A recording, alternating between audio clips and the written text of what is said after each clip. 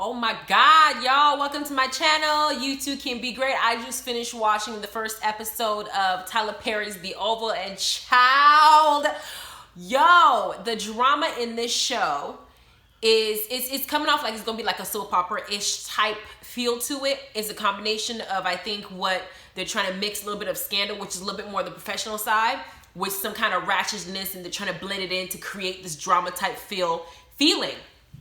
And I said that if I was going to review this show, it was going to be because I watched it and I thought it was entertaining enough for me to talk about it. And here I am going to talk about it, and y'all need to stay and listen, because some of the stuff that they did in this show, whew, child, I'm going to tell y'all all about it. And I'm all for supporting any kind of entrepreneurial attempt that puts a lot of black people in certain areas, that really gets them exposed, because there's a lot of actors in here, y'all, that I have never in my life seen before. Maybe this is their start off acting. So I'm gonna talk about it, but let's get into it. Before we do, please don't forget to like and subscribe and ring the notification bell so you can get tea and reviews when I post it, because I'll be doing a lot of reviews when The Real Housewives does come on. And of course, I'm gonna stick to this Oval review as well, because I think that it is gonna be a decent show to talk about. Also, I'm also gonna be posting any news giveaways on my Instagram page, YouTube_GR_channel. So here we go, because got my notes. Let's talk about it. Okay, so here it is. The show actually begins with all these different black actors. Like I said, I've never seen them before, but I do recognize two of them. One of them was this white American guy. He's the one that plays the president. It's like supposed to be a biracial couple situation going. He plays the president, and he was an actor in the show on Hulu or on ABC called The Mistress. It stopped a long time ago, but I recognize, him from there. That's how I know him as an actor. The second actor I recognize, who I didn't even know was an actor like that, y'all know who TT is on Instagram? Black dude, wears the blue wig, you know, very entertaining, funny, does all these funny skits and stuff like that. He did a show on Zeus called TT Do You Love Me? There's this dude that came in that show, and he was the one who won that little ratchet Flavor Flav types a reality TV thing. It was a hot ass mess, but it was funny as hell, and he tickled me pink. I was laughing. The dude that played the actor from Baltimore, I'm from Baltimore, that sexy fine chocolate man, he plays a major character in this show as well. I didn't know he was into acting, but it's good that he got this part, especially because TT is working with Tyler Perry, as we know. He got the show, so he's on here too. So this is the only two people I actually recognize. We begin with the first scene, and the first scene had me totally lost. I was like, what the hell is going on? Because you got this beautiful ass, fine ass black woman. She got this man, you know, she got this white man as a husband. So I'm initially saying, okay, biracial couple. All right, this is what's happening in today's economy. Makes sense. So they're together, and he's like following her around this little room or something. And she has this stank ass attitude on her face, like somebody stole her candy or stole her virtue or stole her joy or something. But she looks mad as hell. And she's walking, and she's like, don't touch me, like that type attitude. And I'm thinking, damn, what the hell did he do? Can we know? But what happens is she ends up getting into a fight with him. I don't mean like an argument. I mean, she literally hogs a loogie in his face, slaps him around.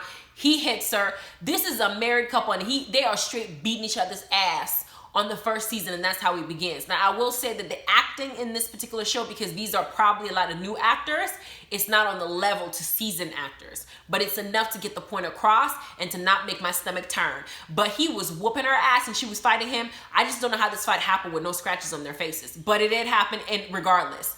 We find out that they're supposed to be the next presidential couple. They're supposed to be this huge, big shot people. They're going to be sworn in. They're going to take the Obama's place. They're moving the Obamas out, and they're moving them in. They're supposed to be the next president and stuff like that. So they get called out. The next scene they show is Mr. Baltimore fine ass fucking the shit out of this girl. Oh my gosh, his backside, because they didn't ever show the front, his backside, the way it was chiseled, the way that God had formed his body, the pieces they put together, the articulation in his back, the muscles that were just exposed, the arch in his ass. I was like, oh my gosh, I wish it was me. But that man was, I mean, the way that he was getting it, she was like, her legs were up, her legs were behind the wall, were on, you know, her back was against the wall. She had her legs up like she was like on a dresser type thing. I'm thinking to myself, God damn. The day that I could be picked up, the things I could have been able to do, because that scene had me hot and bothered. And it seems like throughout this entire series of Tyler Perry, there will be several hot, steamy scenes like this, and I am ready. I want to see it because I got all these fine ass people in one spot, and I get to look at them, get it in, and live vicariously through them. So you got, his name is Barry, and they didn't say the name of the girl, but he was fucking the shit out of her. And I guess the mama then comes by the door knocking, talking about that his baby Callie wants to see him. He had a daughter downstairs. I'm thinking to myself, y'all live with your mama, y'all fucking like this, and she can come upstairs during broad daylight and come get you? Damn, mama. Because she said, the girl that made a comment saying, we got to get our own place. And mama's like, yes, you do. I'm like, damn, mom was over here hearing all this shit, all that, clapping all that, bouncing all that stuff.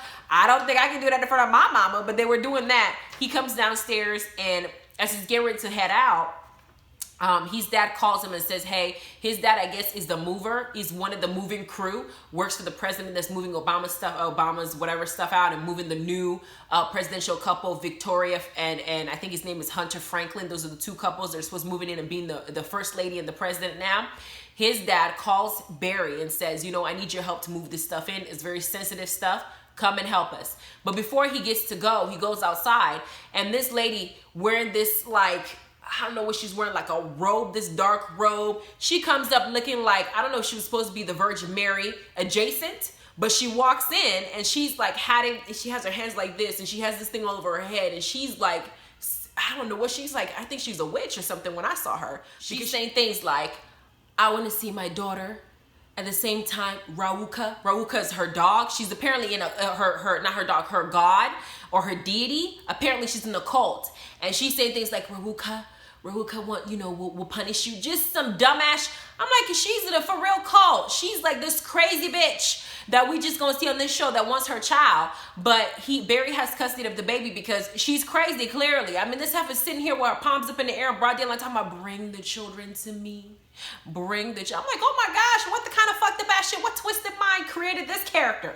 But she's there, and I guess the storyline between them is that the father, Barry, has custody of Callie because Ruth is crazy, and he's fucking this new girl, and Ruth is gonna have a problem with it. He don't want Ruth anywhere near the baby. Ruth need to take her and her crazy ass to go back to the cult that she belongs to and stick around with them. He don't want nothing to do with her. He's like, I don't know how the hell I got mixed up with you. I'm thinking to myself, well, she's beautiful. I get mixed up with her too if I went that direction. She was fine as hell, but I get that point. But she's supposed to be crazy, and he don't want nothing to do with her. The next thing we have is they're moving all the personal shit into the White House, and Nancy, who is Barry's mom, talks about how she wants Ruth to see the baby to Barry on the phone. She says that she really, Ruth really wants to see her child. It's something that she wants to do. And then Nancy's like, please let her see her daughter. She's doing well. Barry then discloses to us that she was a crackhead, and that she used to leave the baby in a bunch of crack houses, and that she traded one addiction to crack to an addiction to a cult. And apparently what we find out later is the cult that she's affiliated with, the guy who's supposed to be the holy father or the prophet that created this damn colds type, like Jim Jones type situation, he's married to all the children, and he's not about to have his daughter around them crazy people. But that's what he says, and he says, no, I'm not allowed it. So Nancy gets off the phone with him. The next thing we have, you got Madam President, Victoria's daughter, her crazy ass, this woman's crazy as hell. They tell her that their daughter, Gail, is not trying to get dressed for the inauguration. The husband asked, should I go talk to her? They're not a family, they're not a happy family, they're just a bunch of drama full shit. But Victoria's crazy ass decides that she wants to go talk to Gail, her daughter. In the room, Gail is being consoled by her brother to go get ready. The mom comes in, the crazy bitch from the beginning. She calls her daughter a bitch and tells her daughter that it took her a long time. She done worked her ass off to get respect by these white folks, and being president and being like the first lady, and married to a white American, trying to be like this, lady of this Oval Office, and that she's not about to let her bitch of a daughter, she used the word bitch, her bitch of a daughter ruin it for her, and that she's gonna have to get dressed. Gail says that she's not gonna get dressed unless her drug dealer boyfriend, Lonnie, or whatever his name is, comes. Mom says, no, his record is longer than my train. He's not going to be in this inauguration. If you don't get dressed, I'm going to throw your ass into the wall. And she grabs her and saying, damn well that that's what I'm going to do. While she's grabbing her, she tells her that she's going to throw her ass into a wall. And she also says, and she's smiling, I'll do it too. I'm like, oh my gosh, this woman is crazy. And I can't wait to find out what made her this way, because something tells me she wasn't that jaded, because she done got 2 kids by this man, so at some point y'all were fucking, and they're going to tell us what happened. So we got another scene going on where Lily is on the plane. Lily is the chief of staff's wife, and the chief of staff keeps calling her, asking her why she is not at the inauguration, why her flight hasn't gotten there. She's apologizing, and she's been a good wife and saying, I'm sorry, I'm not there. There's a storm. I can't be there. And I'm thinking to myself, this man is treating her like shit because he keeps hanging up on her face. She's trying to explain what's going on. He didn't even try to hear it. And apparently what we find out is Lily is also a designer because the First Lady Victoria was wearing her dress to this inauguration and she wasn't there to see it. So she's feeling bad. While she's feeling bad, you got this fine chocolate man named Bobby. So we got Barry that's fine, Baltimore. Then we got Bobby. So these are two different characters on the plane. Bobby is saying, is with Lily sitting next to her. He's looking at her like she's a fine piece of ass. I want to get into this now that I know I'm being eavesdropping and know that her husband aren't doing too well. I need to just creep up in here and get it in. So he's hitting on her the whole time that they're waiting and during the storm, trying to wait for this to pass so they can get back on their plane. I'm gonna get back to that storyline. Then we have the inauguration. It's the next scene. You got the president and Victoria holding hands, pretending like they're really in love. She hates this man. They're holding hands and they're trying to keep up the image. They're walking into the ballroom. Gail, for sure, decided that she was not going to get dressed. She was going to risk her mom throwing her ass into the wall like she promised. Victoria tells Yumi, one of the guards, to make sure that Gail stays in her room and doesn't go anywhere. And they walk into the ballroom. As they're walking into the ballroom, you see Victoria turn to the side, and apparently you find out that the president's mistress was invited to this damn ballroom dance and inauguration. And when Victoria checks his ass after the dance, talking about, you brought your fucking mistress, I hate your ass, he said the president must have a +1. I said, what kind of drama-filled shit is this? The president got his mistress out here, and she's beautiful too with her fine ass. But he got her out here staring at his wife while they're trying to inaugurate them, while they're over here dancing, pretending like they're a lovely couple, and she's smiling in his face as they're dancing, talking about, I hate your ass. I hate your ass. I'm like, what the hell is this? But that's what's happening. The next scene, you got Barry worried about Ruth coming to see the baby Callie, even though she's still in a cult, and he's disclosing this information to his father. His father says, you ain't got nothing to worry about. You got custody of her, so it shouldn't be a problem. In comes Gail, the daughter, president's daughter. She comes in after being drunk, sneaking out of the White House, basically trying to force Barry to be the one to take her back to her room, drunk as hell. She's like, I want him. I want him. The dad's like, no, he's not gonna go. She's like, I want him, and she's gonna, or otherwise you're gonna get fired type deal. So Barry takes her to room. Now here's where it caught me. They get to the room. Oh my word. They get to the room and she decides to blackmail him, threaten him, telling him that if he doesn't want his father to be fired from his job, then he's gonna have to fuck her. And she lifts her dress up and she shows everything, thighs. Barry's sitting here, you're thinking to himself like, yo, telling her out loud, I don't want this. No, no, no. She pushes herself upon him, and this heifer straight got on her knees trying to suck his dick. And he's like, no, don't touch me. I don't want this. And he actually kind of shoves her, and she hits her head on the table and passes out. Maybe because she's drunk, she also passes out and hit her head. So he's over here panicking like, ma'am, ma'am, ma'am. And she's on the floor knocked out with her dress hiked up and her underwear out, her legs showing. Then they flash forward to the scene with Lily and Bobby at the airport, still missing their flight. Bobby then talks to her. He's hitting on her. She goes, why don't you go back to your wife? And he says something like, yeah, I know married life is married life, but haven't you just wanted to have fun and let things go? And I'm thinking to myself, Bobby, you are too fine and sexy. Stop tempting this woman. Stop tempting her. Stop tempting her. She's trying to be a good wifey, even though her husband is a jackass. But he kept pushing, and he actually went so far as to slide his hand around her coochie area and start, playing with her little bean down there. And she's sitting up here trying to cross her legs, and I'm sitting here talking about, stop it, please. I'm like, damn well you don't want that man to stop. Keep going. But he's touching her. And he's flicking it. As soon as he gets up, he's like, I'm gonna go to the bathroom. She's like, you gonna leave me with his check? And he's like, no, the lady over here that got the drink for you got my check, got my card already. But I'm finna go to the bathroom. Where they have a diaper changing section, which means the door's gonna be locked. And you can meet me in there type deal. So he walks away. She's over here thinking to herself, damn, what am I gonna do? Should I go? Should I not?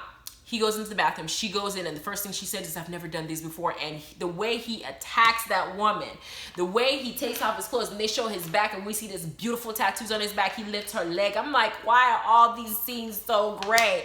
Why is it not me? Because these scenes are so, the sex that they're showing, like it's like hot and steamy, like that first time high school type stuff. And I'm thinking to myself, this is entertaining, and I will keep watching. I'll keep supporting. So far as I keep seeing these things that are just getting my attention, all these drama going on, I'm going to still keep watching. So I kept watching.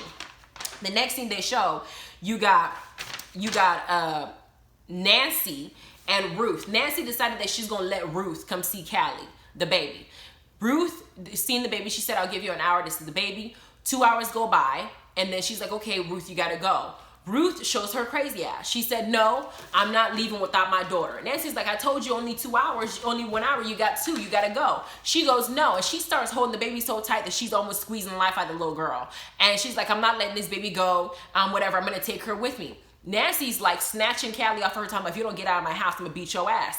She lifts her hand and says this demonic incantation like a spell, whatever she says, and all these people with the same ass outfit comes rushing into the room trying to snatch this baby, kidnap this baby. She said that the highest is going to bless her when she brings this baby. I'm starting to think the highest is a freaking pedophile, and he's manipulating this woman that he knows either were on drugs, and he's trying to marry Callie. So he apparently, the scene ends with them trying to come to snatch the baby and kind of jump the grandma and take the baby.